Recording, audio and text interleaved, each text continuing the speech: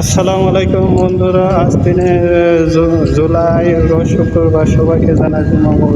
আল্লাহ তাআলা ওসিলায় যেন সকলের গুনাহ ক্ষমা করে দেন।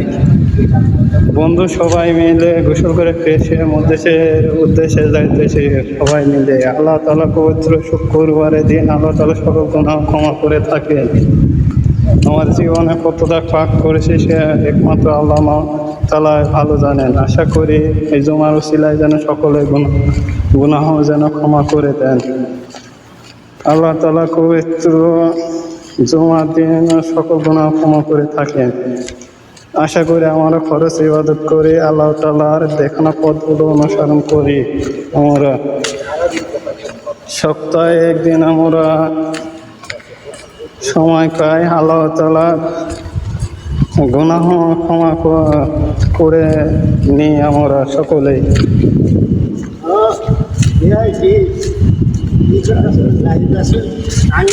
আল্লাহ তাআলা যেন পবিত্র শুক্রবারের দিন আল্লাহ তাআলা সকল গুনাহ ক্ষমা করে থাকেন। আশা করি আমরা সকল মুসলমান আমরা সকলে এই দিনটি যথাযথভাবে পালন করি এবং খরচ ইবাদতগুলো বেশি বেশি করি। আল্লাহ তাআলা মৃত্যু একদিন হবে, আমরা মৃত্যুর কথা বেশি বেশি স্মরণ করি এবং ইবাদত করি আল্লাহ তাআলা।